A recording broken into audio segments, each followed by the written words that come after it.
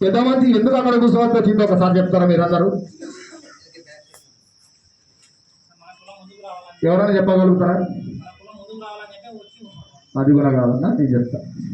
పెద్ద మంది స్థాయిలో ఉండి ఇక్కడ కూర్చోకుండా అక్కడ కూర్చున్నాడు కదా, ఎందుకు చెప్తానంటే చెప్పలేదు కదా, నేను చెప్తాను. పెద్ద మనిషికి కూడా ఒక పోస్ట్ ఉంటే ఈరోజు ఇక్కడ కూర్చుంటాడు. అది కులంలో పోస్ట్, పెద్ద మనిషికి పోస్ట్ ఉండింటే ఈడ కూర్చుంటుండే. ఈరోజు ఏది లేదు, కులం కోరకు నేను స్వతంత్రంగా వచ్చినా అని రాత్రి పగులు తిప్పలు పడతానైనా అక్కడ కూర్చున్నాడు కదా. ఇక్కడ కూర్చున్న ఆయనకి ఏదో ఫ్లెక్సీ విషయంలోనో ఏదో విషయంలోనో ఏదో రూపంగా పెద్ద మనిషిని అనేది అందరూ కలిసి నిర్ణయించినప్పుడు ఈయన ఫోటో లేకుండా ఈయన ఫోటోలు ఒక్కటి పెట్టుకోవడం ఏంది కరెక్ట్ అయ్యి అక్కడ ఉన్న వాళ్ళు? ఎంతవరకు కరెక్ట్? అది మోటు లెక్కల ఒకటే ఒకటే ఉంది. సర్పంచ్ తర్వాత ఉప సర్పంచ్ అంటారు కదా. సర్పంచ్ లేనప్పుడు ఏం చేస్తారు? ఉప సర్పంచ్ నడిపిస్తారు. ఆయన లేనప్పుడు ఏం చేస్తారు? వార్డు నంబర్ నడిపిస్తారు. ఉందే లేదు ఇట్లా. మన ప్రోటోకాల్ అనేది శివరాత్రి ఆయన మళ్ళీ నా ట్రస్టులా ఎవరి ఇష్ట ప్రకారం వాళ్ళ ప్రోటోకాల్ అవుతుంది. ఇది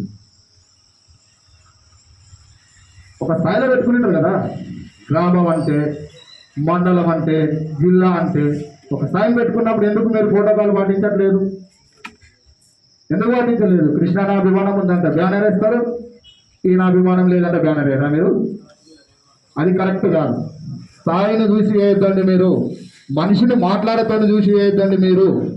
కులంలో పోస్టును చూసి వేయండి. ఆ కులము తర్వాత ఏంద్రా ఈయన కూర్చున్నాడంటే అన్నని ఏమో కృష్ణ అని పిలుస్తారు.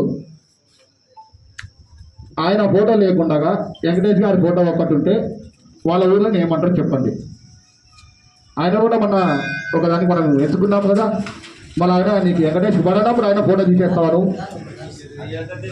తీసేస్తారా? ఆయన పడినప్పుడు ఆయన ఫోటో తీసేస్తారా? శాంతినగర్ అయినా కొత్తగా అయినాడు, ఈయన మండలాధ్యక్షుడు, ఈయన కొత్తగా అయినాడు, ఆయన ఫోటో తీసి ఈయన ఫోటో పెడుతున్నాడు. ఎందుకు పెడుతున్నాడు ఆ ఫోటో? ఎందుకు పెడుతున్నాడు ఆయన ఫోటోని? వేయాల్సిందే కదా. చిన్నోడి తర్వాత చూసుకోండి, పెద్దోడి తర్వాత చూసుకోండి. Photo call